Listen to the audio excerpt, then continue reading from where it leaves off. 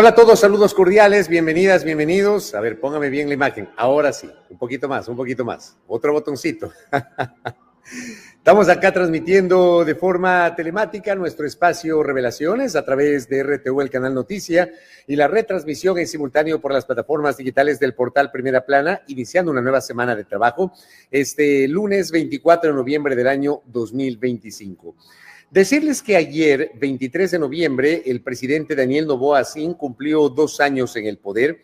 Si computamos la primera ocasión que asumió la primera magistratura, el 23 de noviembre del 2023, para completar el periodo original para el que fue elegido Guillermo Lasso en 2021, es decir, un gobierno de transición que devino de la denominada muerte cruzada, es decir, la decisión de Lasso del 17 de mayo del 2023, disolver la Asamblea Nacional y, por ende, de acuerdo a lo que dice la Constitución, llamar a elecciones anticipadas tanto de presidente cuanto de legisladores. Noboa gobernó de esa manera hasta el 23 de mayo del 2025 y el 24 de mayo pasado se posesionó para su segundo mandato, el primero que sería de modo completo, un mandato de 4 años, pero claro, en estricto rigor práctico, hablamos de que Noboa ha estado 2 años en el poder. Y es preciso hacer una valoración a esta hora sobre cuáles han sido los aciertos, errores, omisiones, pendientes que tiene Daniel Noboa al frente de la primera magistratura. Por eso quiero agradecer la gentileza de esta conexión para nuestro programa del día de hoy, que lo estamos haciendo de modo telemático, a 3 especialistas en temas de comunicación política y el análisis de la política ecuatoriana, a la politóloga Andrea Endara, que además es académica, al especialista en comunicación estratégica Andrés Obando Balseca y al especialista en comunicación Galo Betancourt. A los 3, gracias por conectarse con nuestro espacio Revelaciones correspondiente a la noche de este lunes. Y quiero empezar primero con cada uno de ustedes una valoración general. Empiezo con Andrea Endara. Bienvenida, buenas noches, Andrea. ¿Qué sensaciones le deja a usted en el balance general los primeros 2 años de mandato del presidente Daniel Noboa? Bienvenida, Andrea. Buenas noches, Fabricio. Qué gusto estar aquí esta noche con ustedes y con los colegas del panel. Qué reto que me pones hoy, ser la única voz femenina en este panel. A ver, aquí en este panel se procura que no falten voces femeninas, ¿verdad? Gracias, Andrea, por aceptarlo. Muchas gracias. A ver, creo que haciendo un balance general de estos 2 años, presidente, creo que hay un fuerte componente de comunicación, una fuerte inversión en el área de redes sociales, más que nada. El presidente ha apuntado a los jóvenes. No obstante, no me quiero adelantar, pero eso ha perdido un poco el rumbo. En los últimos meses hay un orden a nivel macroeconómico que era de esperarse, que se necesitaba. No obstante, lo macroeconómico no se refleja en la calle y en la olla de nuestros ciudadanos. Entonces, esta división o esta dicotomía afecta al presidente el día de hoy.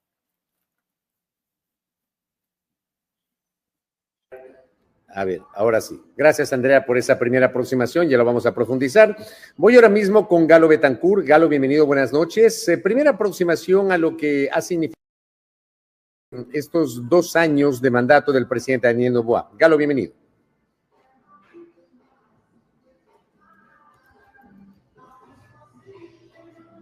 Si puede prender el micrófono, Galo. A ver si me escucha ahí. No, andamos con algún problema con Galo. A ver si se puede salir y vuelve a ingresar Galo Betancourt para poder conversar con él. Hay algún problema de conexión con su audio. Voy con Andrés Obando Balseca. Andrés, ¿me escucha? Primero quiero asegurarme que me está escuchando. Andrés, bienvenido, buenas noches. ¿Me escucha? Andrés Obando. A ver, bueno, tenemos alguna dificultad con los invitados ahora mismo en esta conexión que estamos generando en nuestro programa Revelaciones. Vuelvo entonces con Andrea Endara hasta poder solucionar los problemas que tenemos ahora mismo. A ver, Andrea, hemos hablado y algunos medios de comunicación han citado el orden en el ámbito de la política fiscal. Yo le pregunto a usted si las cifras que presentó la noche de ayer el presidente, después de las 9 de la noche, publicó post en la red social X, antes Twitter, en su cuenta, en donde publicó algunas cifras de, por ejemplo, el tema inflacionario, el riesgo país, la recuperación de la economía. ¿Esas cifras del presidente son creíbles, Andrea? A ver, creo que hay ciertas cifras que sí deben de creerse porque es lo que responde o lo que ha obtenido a lo largo de este tiempo en las diferentes instituciones llamadas a darnos esas cifras. No obstante, el problema está en la fórmula y, por ejemplo, con el tema del desempleo, es algo que expertos en la materia venían diciendo hace muchísimo tiempo, incluso antes del presidente, que la manera en la que estamos midiendo el desempleo no es la correcta porque no muestra la realidad. Y es que la gran parte o el gran grueso de los ecuatorianos viven en el subempleo, viven en la informalidad. Y entonces, claro, hace una semana aproximadamente teníamos esta discusión en redes de que el gobierno dice que tenemos el desempleo más bajo de la región, pero eso no, que es lo que te decía al inicio, no se traduce en las calles y en los hogares de los ecuatorianos. Entonces creo que hay habría que revisar las metodologías y las fórmulas en base a las cuales tomamos estas mediciones.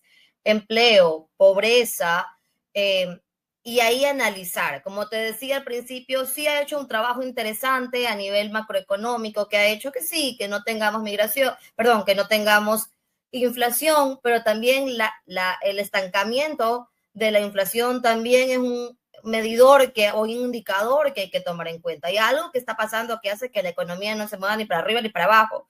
Y eso también es peligroso en el mediano y el largo plazo.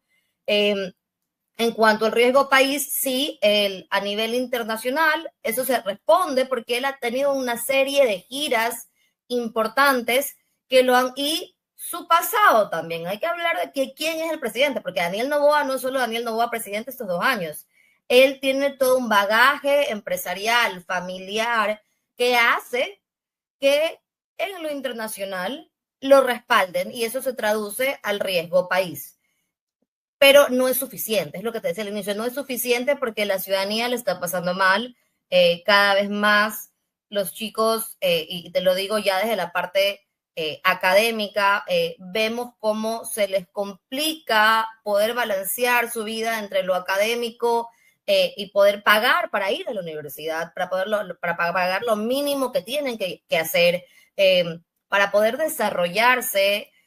Todos los meses hay una situación como, Andrea, ¿sabes qué? Mi papá acaba de perder el trabajo y estoy preocupado porque me da miedo no poder pagar las pensiones, etcétera, etcétera. Y eso no solo pasa en mi universidad, pasa a nivel general en el país, donde los chicos que deberían estar estudiando están ocupándose de otros espacios o tratando de llenar otros espacios para poder llevar el pan a la mesa.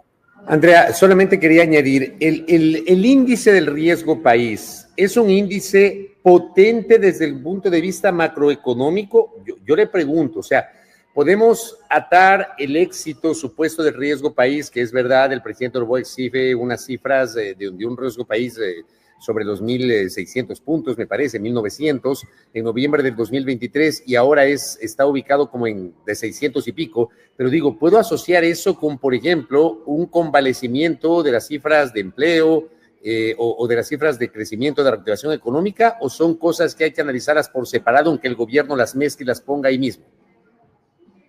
A ver, lo que pasa es que en el Ecuador tenemos como esta fascinación con el riesgo país, de que si el riesgo país baja, entonces estamos bien. No es así. Lo que el riesgo país hace es como tomar una fotografía, así como las encuestas, de un momento determinado en el país. Y lo que mide es la capacidad de pago de este país, que el país va a poder cumplir con sus deudas. Entonces, ¿por qué es importante ahorita el riesgo país para el gobierno? Y por eso quizás lo puso en estas cifras que mostró. Porque eso significa que las multilaterales, los bancos en el extranjero, van a seguir confiando en el Ecuador para seguir dándole préstamos y en un porcentaje de interés menor al que tuviéramos con un riesgo país mucho más alto. Entonces, esto sirve para que el gobierno pueda financiar las actividades que tiene planeadas y este déficit fiscal, pues, que es bastante profundo en nuestro presupuesto. Correcto, gracias Andrea. Me parece que ya tengo la conexión. Voy a intentar con Andrés Obando Balseca. Andrés, ¿me escucha? Bienvenido, buenas noches. ¿Cómo está, Fabricio? Un saludo, no sé si es que se me escucha ahí bien. Ahora sí, le escucho bien y le puedo mirar. Qué gusto. Gracias por sumarse a esta charla con Andrea Endara y con Galo Betancourt. Me gustaría conocer su criterio inicial, tal vez un balance general sobre lo que nos ha dejado estos primeros 2 años del presidente Daniel Noboa en el poder. Tenga la bondad. Gracias, Fabricio. Igual un saludo para todas las personas que muy amablemente nos están mirando y nos están escuchando. A ver, desde la comunicación, una palabra que puede resumir los 2 años del presidente Daniel Noboa es conflicto. Y prácticamente todo el tiempo el presidente y también su gabinete, es decir, todo el grupo de personas que conforman al oficialismo han buscado estar constantemente en fricciones políticas. Recordemos que ni bien empezó el gobierno, hubo fricción con la vicepresidenta Verónica Abad. Después también con la Asamblea Nacional. Después los alcaldes de Quito, Guayaquil y Cuenca. La Revolución Ciudadana o el correísmo en general. Recordemos el episodio de la Embajada de México en Quito, de donde entraron para capturar a Jorge Glass. La familia Topic, la Corte Constitucional, etcétera. Entonces, esa es una primera palabra que nosotros podemos utilizar para definir lo que ha sido estos 2 años del presidente Daniel Noboa, que es conflicto. Aquí hay que hacer una puntualización muy importante. El Daniel Noboa de 2023, de la campaña de 2023 en específico, no es ni la sombra del Daniel Noboa presidente, que vino a partir del 2023 y lo que le hemos estado viendo en el 2025. ¿Por qué? Porque en el 2023 el presidente Daniel Noboa, en ese entonces el candidato Daniel Noboa, se presentó como un candidato moderado, que era un candidato moderado, el que no se reconocía ni con el correísmo ni con el anticorreísmo, es decir, una persona que se alejaba de la polarización. Él se vendió así. De hecho, incluso en su primer discurso, cuando ya asume el cargo, él habla una frase que ya es recordada por todos los analistas, que es: el anti tiene techo, el pro es infinito. Él expresaba ahí un poco de cuál era su posición política. Sin embargo, apenas asumió el cargo, a los pocos meses, dio un giro radical al anticorreísmo y desde ahí hasta la fecha se ha mantenido ahí. Ese giro le ayudó a ganar las elecciones 2025. Sin embargo, en los resultados de la consulta popular de hace pocos días, nos dimos cuenta que está llegando al techo del que habló el presidente en el 2023. Es decir, ya no está contando con la mayoría más uno de los ciudadanos para apoyar sus proyectos políticos. Ya le voy a preguntar, porque creo que ahí hay que atar el resultado de la última consulta popular, que termina siendo la primera gran derrota política que tiene el presidente Noboa. Pero, ¿por qué cree usted que de aquella frase del 23 de noviembre del 2023, que es verdad, un discurso tal vez el más corto que yo recuerde de un mandatario en un acto de posesión, apenas 9 minutos, él enfatiza en que el anti tiene techo y el pro es infinito? ¿Qué pasó en el camino? Porque claro, yo lo comentaba en la mañana en la radio, me parece a mí que hay 2 elementos de ruptura de ese acuerdo inicial que tuvo el gobierno del presidente Noboa y su bancada de ADN con el Partido Social Cristiano y el Movimiento Revolución Ciudadana. El uno, el proyecto de reforma tributaria que supuso el aumento del IVA del 12 al 13% y del 13 al 15%, y luego, evidentemente, el asalto a la Embajada de México para detener a Jorge Glass. ¿Por qué el presidente cambió de parecer a los pocos meses, Andrés, desde su punto de vista? Ahora, es muy oportuna la pregunta, Fabricio, y tenemos que nosotros tener en cuenta cuánto tiempo hemos visto al presidente Daniel Noboa siendo moderado y cuánto tiempo hemos visto al presidente Daniel Noboa siendo radical anticorreísta o anticorreísmo. Es menor el tiempo, fueron meses los que le vimos haciendo el papel de candidato moderado, de visión moderada. De hecho, usted sí recordará, y actualmente todavía no sé si es que le han cambiado, pero la última vez que revisé en la página de ADN, de Acción Democrática Nacional, se reconocen como un movimiento incluso progresista. De centro izquierda, socialdemócrata. Exactamente, de centro izquierda, socialdemócrata, progresista, que eso no tiene mucho que ver con las decisiones pro mercado, pro agenda FMI que han tenido en los últimos, a lo largo de estos meses. Ahora, en lo que usted estaba mencionando sobre las rupturas que tuvo dentro de la Asamblea, son por temas muy específicos. Como usted lo dijo, la parte de la reforma tributaria. El Partido Social Cristiano históricamente se ha presentado como un partido que está en contra de todo lo que sea subir impuestos. Desde ahí ya tuvimos un pequeño encontrón. Y después, con la Revolución Ciudadana, la acción de este episodio con la Embajada de México aquí en Quito fue la siguiente ruptura. Y de ahí en adelante hemos visto decisiones cada vez más al extremo, alimentando la polarización. Y esto es curioso, porque las dos campañas que nosotros vimos del presidente Daniel Noboa en el 2023 y en el 2025 son súper distintas, diametralmente distintas, pero las dos son eficientes. Es decir, en las dos opciones el presidente Daniel Noboa supo cómo o cuál era la gran pregunta del electorado, la respondió y en las dos ganó, estando con perfiles totalmente distintos. ¿Eso qué nos quiere decir? Que el presidente Daniel Noboa tiene un nivel de lectura político muy alto, tiene un nivel de comunicación también muy alto, en el nivel de técnica en sí, técnica para gobernar, que sería grandes cuadros económicos, grandes cuadros políticos, grandes cuadros, en general en todas las instancias del Ejecutivo. Eso es lo que todavía estamos viendo y no han habido muchos resultados, pero creo que dentro de los tres grandes ejes que son la política del siglo XXI, la comunicación, la negociación legítima y la parte técnica en sí de la gestión pública, creo que ha ido moviéndose a lo largo de todos estos años. Correcto, gracias Andrés. Voy ahora, vamos a ver si tengo suerte con Galo Betancourt y logramos solucionar el problema de audio. Galo, ¿me escucha? Perfecto, ya, Fabricio. Perfecto, ahora sí, gracias. Muchísimas Del celular gracias. no tuve que conectarse, a veces pasa que hay problemas de conexión. Gracias, valoro mucho la gentileza de Galo Betancourt de conectarse esta noche. ¿Cuál es el balance que usted le da de modo general? Y luego, como digo, particularicemos algunos elementos a estos primeros 2 años del mandato del presidente Daniel Noboa. Un abrazo, estimado Fabricio, compañeros del panel y televidentes. Pues yo creo que creo que el manejo comunicacional de Daniel Noboa y sobre todo las estrategias de marketing, el uso de arquetipos, yo creo que ha sido sin duda quizás el mejor de la historia del Ecuador, ¿no? Logró estar omnipresente con muñecos de cartón en mi propio barrio, en Cotocollao, varias personas en las vulcanizadoras, en las panaderías, en la carnicería, tenían o tienen algunos todavía el muñeco de Daniel Noboa. Era una estrategia de comunicación bastante importante. Fue una ruptura realmente a las convenciones, a los usos de los arquetipos que se le venían dando en otras campañas, con mucha juventud, moviendo el arquetipo aspiracional también el ecuatoriano y con una familia bastante potente a nivel de comunicación, ¿no? Con Lavinia Balbonesi, que le daba un plus, que pertenecía más bien a la clase media, que enfocaba justamente el sueño de una parte de los ecuatorianos de poder ascender socialmente.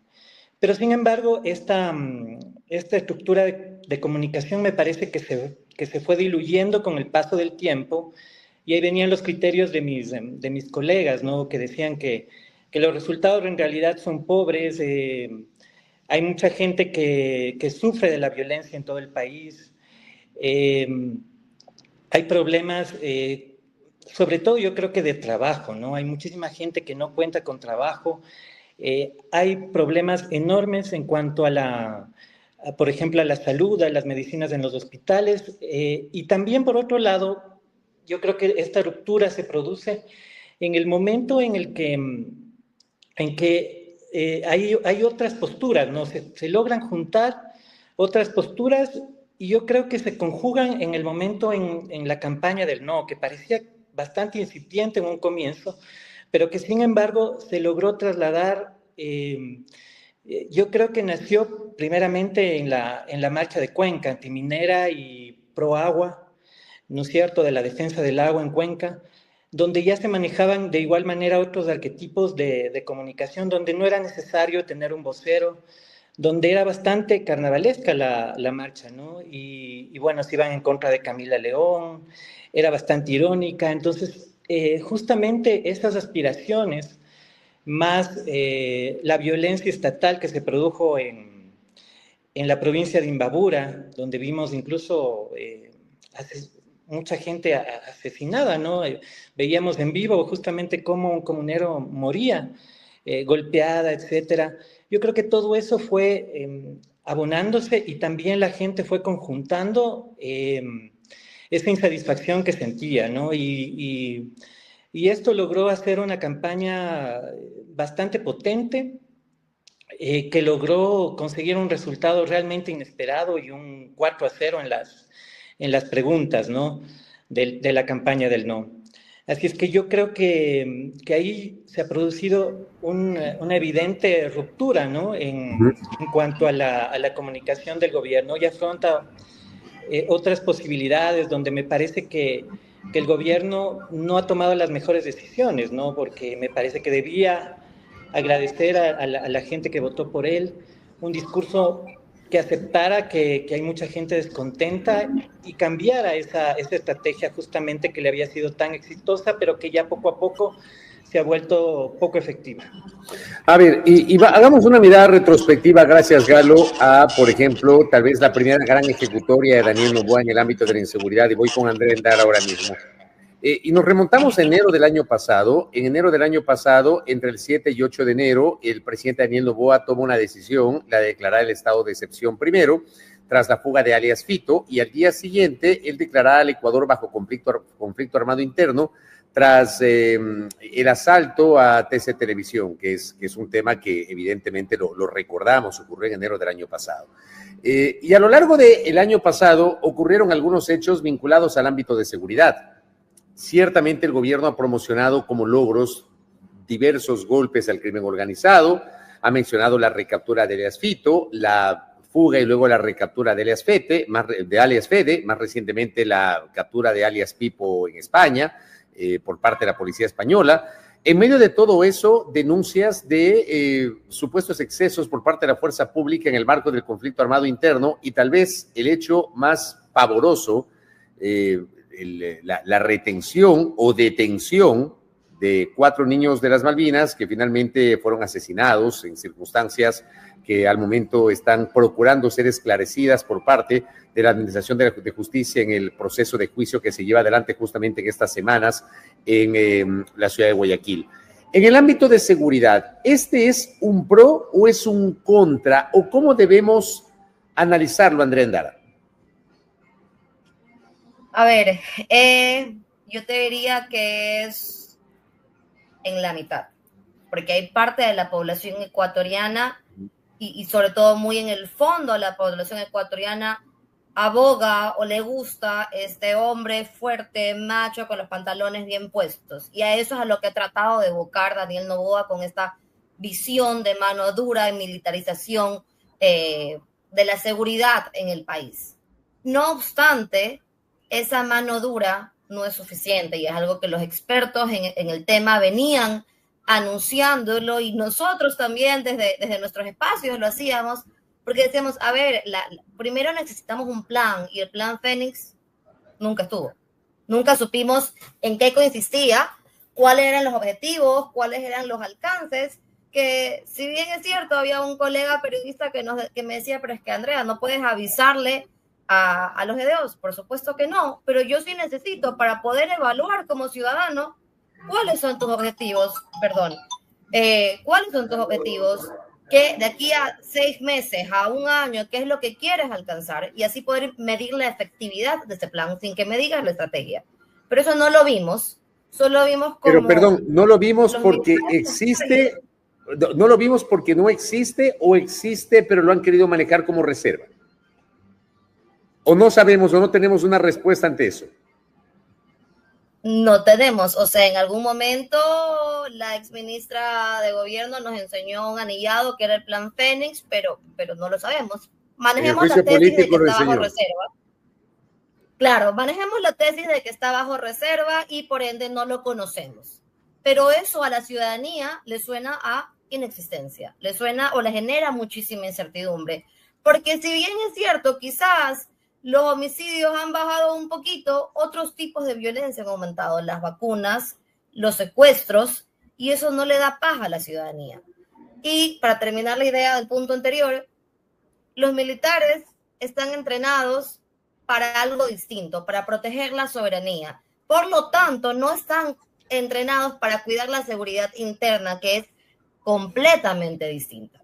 Entonces, eso ha generado estos abusos de la fuerza pública que hemos visto todos en redes sociales, sobre todo en el contexto del paro nacional, y sin contar lo que hemos visto en los avances de la audiencia de los 4 de las Malvinas, que es sumamente doloroso y sumamente penoso. Pero hay parte de la ciudadanía que te dice que sí, son casualidades, que es necesario para recuperar la paz. Por eso decía que parcialmente, porque hay cierta parte de la ciudadanía que prefiere sacrificarse en este momento para tener un futuro mejor desde esta perspectiva. Pero hay otra parte de la ciudadanía que te dice, no, se pueden hacer las cosas bien sin llegar a esos exabruptos. Y aquí lo que vemos es mucha cámara, mucho flash, mucho show a nivel de seguridad, pero los resultados en la calle no existen. En la calle me siento en peligro, ni siquiera en los barrios más vulnerables la gente ni siquiera puede dormir porque no saben en qué momento se le van a meter a la casa o pueden irrumpir en su casa y llevarse a sus hijos. Entonces, ha sido un avance a medias, porque sí, han capturado a ciertas cabezas, pero el crimen organizado funciona sumamente horizontal. Entonces, te llevas una cabeza, pero salen 2 más, 3 más. Y eso, nuevamente, no llega a la calle. Y mientras no llegue a la calle, eso le va a afectar en las próximas decisiones al presidente Noboa. Coincide con la visión de André Endara sobre el ámbito de seguridad, Andrés Obando Balseca, la, digamos, duda que tenemos, porque no sabemos si existe o no el Plan Fénix, y es verdad, el episodio del anillado, que lo cita Andrea, ocurrió en el curso del juicio político contra Mónica Palencia en la Asamblea Nacional. Ella mostró ahí un anillado diciendo que está el Plan Fénix, pero inmediatamente cuando le vi a Palencia, recordé al presidente Lasso en una entrevista con Rafael Cuesta, donde también le mostró el plan de seguridad y le dijo, no le puedo enseñar porque es reservado. Ocurrió exactamente lo mismo. ¿Existe? ¿No existe? ¿Qué dudas tenemos, Andrés Obando? A ver, lo primero que nosotros tenemos que considerar aquí es hacer una lectura de comunicación política estratégica, y esto nos lleva a analizar los datos que suelen presentar los gobiernos, no solo los datos que suelen presentar los gobiernos versus las realidades que suelen ser las que se vive o las que vive el ciudadano de a pie. Por ejemplo, justo hoy yo vi que desde ayer se hizo muy viral un análisis sobre unos datos que compartió el presidente comparando 2023 con 2025, que él decía en varios elementos que ha mejorado el Ecuador de acuerdo a lo que él recibió en el 2023. El fact-checker ecuatoriano Ecuador Chequea está empezando a analizar esos datos, y de los que yo pude ver hasta esta entrevista, de 4 que habían analizado, 2 eran verdad y 2 eran imprecisos o falsos. El otro fact-checker que tenemos aquí en el Ecuador, Lupa Media, también hizo un análisis de las declaraciones que han dado desde Carondelet y en específico el presidente, y de todas las verificaciones que habían hecho ellos, que eran 194 afirmaciones oficiales entre noviembre del 2023 y noviembre del 2025, el 61% eran imprecisas o eran falsas. Entonces aquí venimos a un tema muy importante que debemos conversar, que es la desinformación. Y la desinformación de la mano de la polarización. ¿Y por qué hablo de estos 2 temas? Porque la polarización ha sido el eje transversal en casi toda la comunicación política, comunicación gubernamental de Carondelet. La polarización ha sido el elemento para tomar decisiones. Por eso nosotros vemos algunos datos en los que no tiene mucho sustento técnico, como lo corroboran después los fact-checkers de aquí del Ecuador. Y la desinformación va de la mano de esto, porque la desinformación es la gasolina de la polarización. Entonces, si es que nosotros tenemos un gobierno que nos dice datos que luego, cuando se tratan de corroborar, no son real o son medianamente reales, tenemos un problema. Y eso también afecta a la aprobación o a la calificación que tiene el mandante. Solo para tenerlo claro, ¿qué es la desinformación?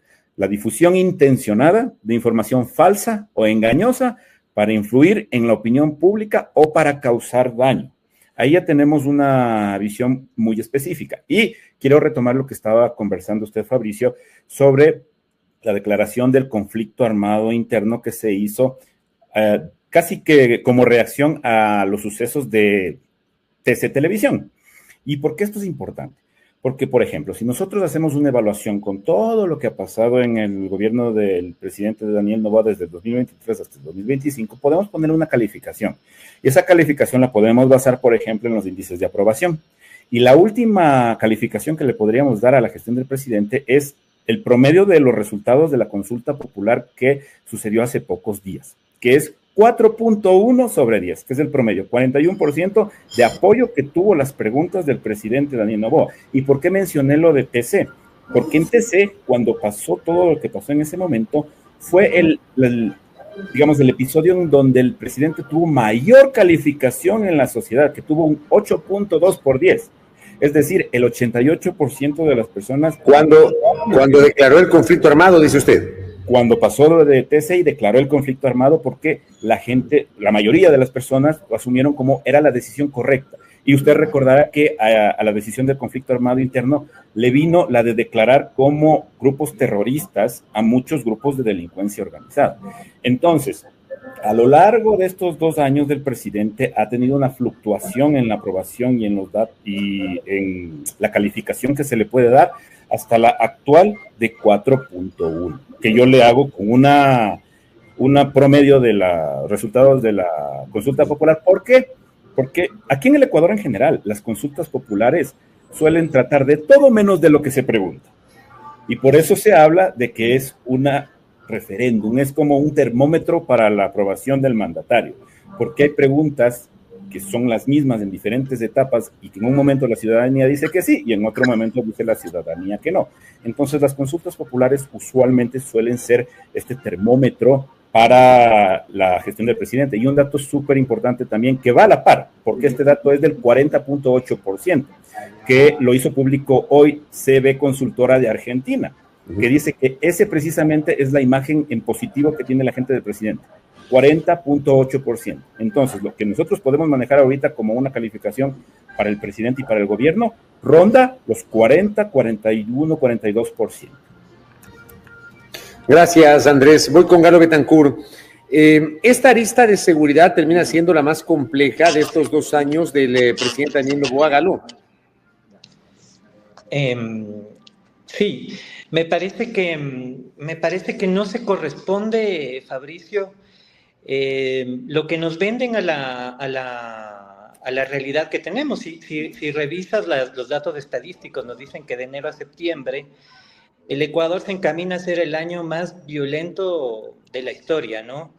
Entonces, frente a los hechos y frente a esta dependencia al espectáculo que ha habido y que hablaron mis colegas de esto también, la inacción institucional se vuelve evidente, ¿no? Y las narrativas creo que ya en este punto no bastan. O sea, seguimos viendo, mientras nos dicen que hemos mejorado o hay espectáculos de capturar a digamos, algún cabecilla. En lo cotidiano seguimos siendo un país absolutamente inseguro, que se nota que no tiene una estrategia. Dolió muchísimo ver que, por ejemplo, en Imbabura las Fuerzas Armadas eran absolutamente letales y no vemos eso en los barrios de Durán, por ejemplo, en los barrios de Guayaquil, ¿no? No se nota una estrategia articulada donde la justicia, las Fuerzas Armadas, la policía, el sistema penitenciario sean robustos, ¿no es cierto? Y se encaminen a lograr una solución. No es así. Entonces ahí, por eso también dolió mucho lo que decía, creo que en este mismo espacio, Antonio Ricaurte, ¿no? Frente a Mónica Luzárraga, que decía que él creía que la mayoría creía que Rambo y Robocop iban a venir a salvar al Ecuador. Eso terminó siendo un golpe más duro, ¿no? La gente también puede en un cierto momento apegarse a las narrativas, dar un tiempo prudencial, ¿no es cierto?, a cada gobierno, pero esa luna de miel poco a poco se va acabando y la seguridad es sin duda un talón de Aquiles del gobierno. Aparte te diría que también la ausencia de la política social, ¿no? Porque la seguridad no solo se va a resolver digamos, con la articulación de la policía, mientras más apresados haya, sino también requiere un cambio social en el Ecuador. Entonces eso no lo hemos visto quizás unos esfuerzos incipientes del primer empleo, etcétera, bonos temporales, pero no vemos un real cambio en el país. Correcto, sí, y además sí me quedan algunas sensaciones sobre el ámbito de la seguridad que no fue mencionado en el post de ayer del presidente de la República. Voy a una pausa y al regresar seguimos dialogando con Galo Betancur, con Andrea Endara y con Andrés Obando Balseca, haciendo este análisis, esta valoración de los 2 años de Daniel Noboa en el poder. Vuelvo enseguida.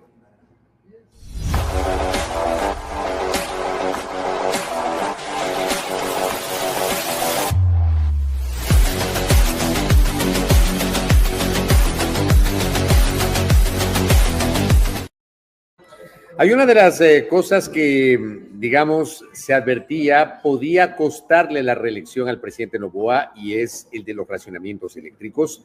El año pasado tuvimos varios episodios de ese calibre, un inicial en abril, ¿no? En la previa a la consulta popular del 21 de abril del año pasado. Y luego, claro, la parte más dura hace exactamente un año, entre octubre y noviembre, cuando tuvimos racionamientos de hasta 14 horas diarias, ¿no? ¿Por qué a Andrea Endara no le afectó este episodio a Daniel Noboa? ¿Por qué no perdió capital político desde su punto de vista, siendo un tema tan sensible como que te quiten la luz 14 horas en tu casa? Andrea.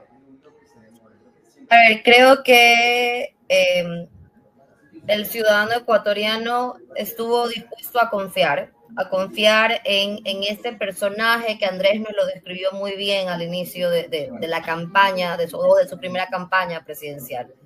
Y los ecuatorianos también sabían que no era un tema que él había ocasionado, sino que venía de la falta de gestión y de mantenimiento de estos espacios, de la falta de prevención. Entonces, que él estaba haciendo pues lo que estaba en sus manos para solucionarlo. Lo que a mí sí me sorprende es que el caso Progen no le afectó, porque Progen sí estaba en sus manos.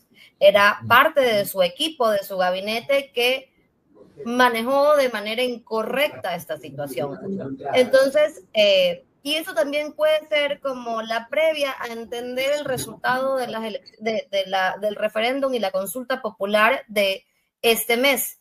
El ecuatoriano ha confiado, se sacrificó y aceptó el tema de lo eléctrico, está esperando pacientemente, a pesar de que se muere de miedo, que las cosas en seguridad mejoren, porque sabemos, y está la narrativa también, o sea, son 2 cosas importantes que van de la mano, que no se puede cambiar la realidad de un día para el otro a punta de un decreto.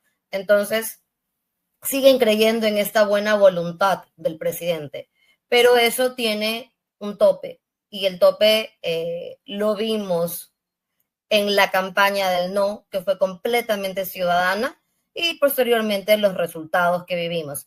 Ahora, estuvimos como muy expectantes a qué va a pasar con los racionamientos de este año o de lo que viene en el 2026.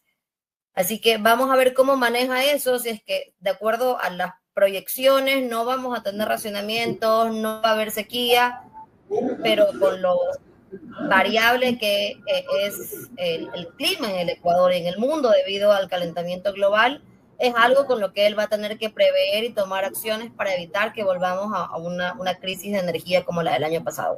Pero, por ejemplo, ayer el presidente muestra las cifras de Paute y está claro, yo generaba este interrogante en mi programa de la mañana, o sea, decía, sí, presentas unas cifras interesantes del complejo Paute Molino, pero yo no sé si es por inversiones o es por las lluvias. O sea, me quedó esa gran interrogante en mi cabeza, Andrea. Bueno, a ver, sabemos que el clima ha sido muy clemente con nosotros en temas de lluvias en estos momentos. Entonces, sí, el factor climático tiene mucho que ver y yo quiero confiar en que la gestión del ministerio encargado ha aprendido de los errores del pasado para prever justamente que tengamos una situación similar y que sí les va a costar entonces puntos de popularidad y de aceptación al presidente y a su equipo. Ahora, Andrés Obando cita algo que es real, el tema Progen. O sea, si uno analiza el contexto y el antecedente, Progen debió haber derivado en un mega escándalo, ¿ya? Y resulta que aquí no ha pasado nada, de hecho, no está en la conversación masiva, no, o sea, se sabe de una investigación abierta, pero no se sabe cuánto ha avanzado esa investigación. Y como ocurre en este país, hay investigaciones que se les da mucha atención desde lo político, judicial y mediático y otras que así nomás. ¿Por qué Progen no le terminó golpeando al presidente Noboa? Yo creo que el criterio de Andrea sobre el tema de los racionamientos va de la mano, evidentemente, con lo que pasa a nivel incluso social en el país. Pero no le golpea los racionamientos y menos a un Progen. ¿Por qué, Andrés Obando? Aquí es súper importante y como lo que menciona Andrea es un pie para hablar de algo que tiene que ver con la comunicación y la comunicación política estructural. Para el gobierno y el gobierno en los momentos de crisis es más importante el frame, el mensaje, que las acciones. ¿Y a qué nos referimos con esto? Hablemos de lo de la crisis eléctrica. En la crisis eléctrica no se tomó la seriedad que debería haberse tomado con, por ejemplo, el caso Progen, que está ahí esperándole al gobierno. No digamos que esto ya se acabó. El caso está ahí. Por ahora no se ha levantado o no le han dado la importancia que tiene, pero eso está ahí. Está esperándole al gobierno. Ahora, en la crisis eléctrica, ustedes recordarán que las acciones que se pedían que se tomen para evitar llegar en ese momento a los racionamientos tenían una respuesta del gobierno. Y esa respuesta del gobierno era contra la oposición, contra el pasado, contra lo que no se había hecho y específicamente, inclusive en algunos casos, con sabotajes. Ahora, esto tiene que ver mucho con que el gobierno en ese entonces todavía estaba en una época de gracia. Es decir, los argumentos o digamos su estrategia de comunicación de argumentos y de frames funcionaba todavía. Lo que justo mencionaba Andrea. Era entendible para el ciudadano común de que era un tema complejo, que esto no es algo que el presidente lo estuvo buscando, sino que es algo estructural que ha venido pasando en el Ecuador y que en ese preciso momento los racionamientos eran una consecuencia de algo que no necesariamente era al 100% una responsabilidad del presidente. Pero hablando específicamente de esta crisis, podemos hablar de otras crisis. Por ejemplo, la crisis en el sector salud, que es la que más o menos estamos viviendo ahora en términos contemporáneos. Igual, el gobierno a veces se preocupa mucho más por el frame, por los mensajes, por el relato, antes que por la gestión. Y en lugar de, digamos, ponerle mucho más énfasis al músculo de gestión, le pone más énfasis al músculo de los mensajes, de lo que se dice a la sociedad. Y los mensajes también están diseñados con lo que estaba diciendo hace poco de la polarización. El gobierno se basa mucho en un eje de polarización y esto no pasa solo aquí en Ecuador. Es una cuestión latinoamericana e internacional que también se encaja con su política internacional. Es decir, este estilo del presidente o este estilo de gobierno es muy similar al del presidente Javier Milei de Argentina o al del presidente Donald Trump de Estados Unidos. Entonces, es una lógica de gestionar sus gobiernos que no siempre suelen ser las más adecuadas porque a lo largo del tiempo llegan a desgastarse, que es lo que estamos viendo en la actualidad. De esa época que tenía el presidente de gracia, ya se le acabó. Y ya se le acabó porque en esta segunda consulta popular se juntaron muchísimas cosas. Las crisis, por ejemplo, el caso de los niños de las Malvinas, el mismo paro que al parecer no le iba a golpear políticamente, pero lo terminó golpeando electoralmente. Pero todo esto ya llega al punto en el que estamos actualmente, que es cómo ha ido gestionando a lo largo de todo este tiempo el presidente y el gobierno su gestión a través de la comunicación. Y esa comunicación ya llega a ser cortocircuito cuando esta es su segunda consulta popular. Cosas que preguntaron en la primera consulta popular todavía está por verse cuando están en su segunda consulta popular. Entonces ya una conclusión es que de aquí en adelante ya vamos a empezar a ver mucha más cuestionamiento al gobierno y también mensajes que el gobierno lance y que ya no van a tener la misma efectividad de lo que tenían antes, porque la polarización mismo también es un fenómeno que crea y fortalece a los moderados. Los moderados son los del centro. Por eso es que ahora mismo en muchos análisis se está hablando de la tercera vía, de cuál es la tercera vía que deberíamos tener en el Ecuador, que no sea en un extremo o en el otro. Es porque la misma polarización hace que eventualmente ese grupo de moderados tome mucha más influencia dentro de la sociedad ecuatoriana. Gracias, Andrés. ¿Qué opina Galo Betancur sobre este abordaje que hemos hecho respecto del tema energético, Galo? Sí, Fabricio, o sea, estoy de acuerdo, pero yo le sumaría, digamos, al criterio que tiene el sociólogo Jesse Sousa en su libro Pobres de Derecha, ¿no? Y que empieza con una frase determinante que dice, no se trataba de la economía, tonto, ¿no? Empieza diciendo eso, ¿no? Y yo creo que más allá de lo que podamos analizar con hechos fácticos reales, también hay vacíos emocionales profundos en la sociedad latinoamericana, en la sociedad mundial, en la sociedad ecuatoriana. Entonces, ese vacío lo supo llenar en un momento de una manera excepcional Daniel Noboa, ¿no? Como te decía, estaban los arquetipos, las representaciones que él mismo tenía de ser un hombre joven, de ser un hombre triunfador, de tener una esposa ideal, una familia ideal. Entonces, esto es un sueldo aparte, ¿no? Como dice Jesse Sousa, ¿no? Jesse Sousa. Dice que es la posibilidad que tienen, sobre todo la gente pobre, de complementar su vida. Entonces, esto le daba en un cierto momento un plus a Daniel Noboa. Pero luego eso poco a poco se fue rompiendo y el relato que se conjugó en varias, digamos, en varios colectivos, en varias personas, en varios discursos, que a pesar de que somos una sociedad líquida, las explicaciones sirvieron, ¿no? Para que ganara el no. Entonces, no creo que la gente no se haya dado cuenta de que pasaba lo de Progen, ¿no es cierto?, de varios escándalos que le sucedieron al gobierno, sino que eso poco a poco se fue acumulando hasta el punto en el que la gente se llegó a juntar con una clara, más allá de las preguntas incluso, porque yo creo que la pregunta 2 y la pregunta 3 se hubieran ganado en cualquier país del mundo, pero me parece que no se logra dar porque están unidos varios colectivas, varias necesidades, varios desacuerdos, y te puedo decir incluso animalistas, ¿no es cierto?, qué sé yo, feministas, varios anhelos de la sociedad están unidos en el rechazar justamente esta forma de hacer comunicación, el que se haya vuelto tan dependiente el gobierno a estas representaciones. Y termina cayendo muy mal, por ejemplo, cuando sale de votar y va en su carro Porsche, ¿no? En un automóvil bastante lujoso, termina siendo, en vez de ser aspiracional o algo que le agrada a la gente, termina siendo insultante, ¿no? Yo creo que esa es la representación de lo que está pasando, pero evidentemente todo esto se fue cohesionando, todos estos disgustos estaban ahí, pero se fueron poco a poco uniendo y ahora siendo una fuerza bastante poderosa que por ahí podría rodar el 60% que le dijo, ¿no? Sobre todo en la primera y cuarta pregunta de la consulta popular.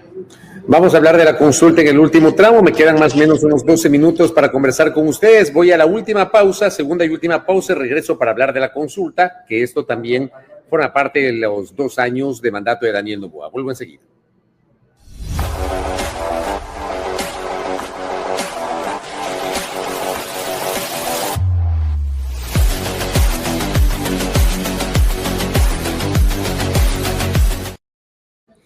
Ha pasado una semana desde el resultado inesperado para muchos, me incluyo, creo que no estaba en el radar de nadie, no sé si es que alguien realmente pensaba que Daniel Noboa iba a perder las 4 preguntas de la consulta popular.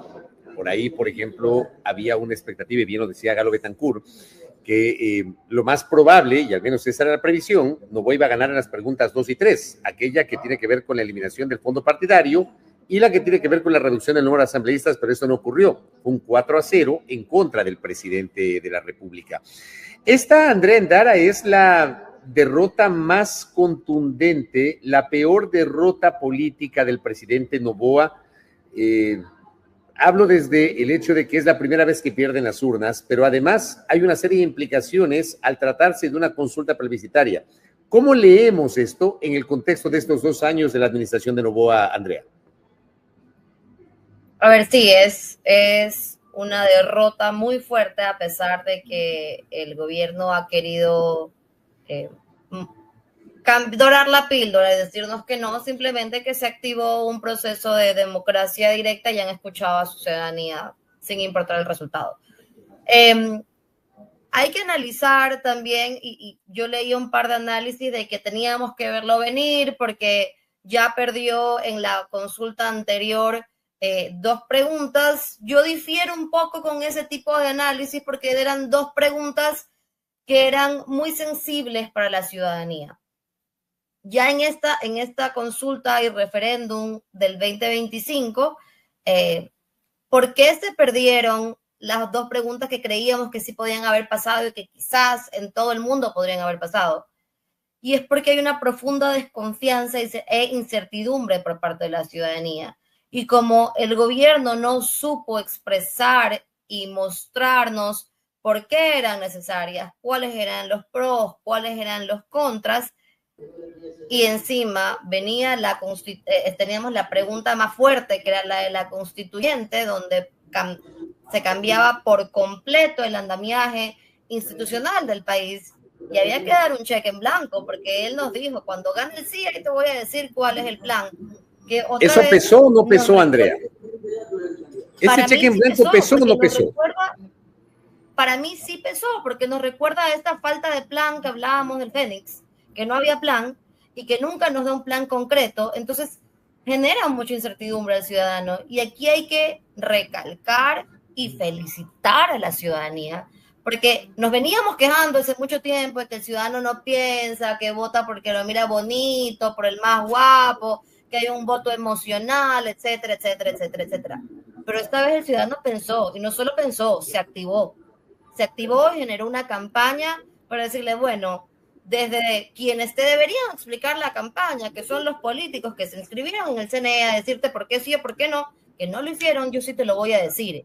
Y ahí vemos cómo diferentes organizaciones de la sociedad civil que tienen intereses distintos se unieron para decirnos, hey, hay que tener cuidado con esto, hay que tener cuidado con lo de acá, esto te están diciendo, esto no te están diciendo, ahora sí, anda y toma un voto informado. Entonces esto es una ganancia de la ciudadanía, y esperemos que a partir de este momento sigamos siendo esos ciudadanos críticos y conscientes con nuestra democracia.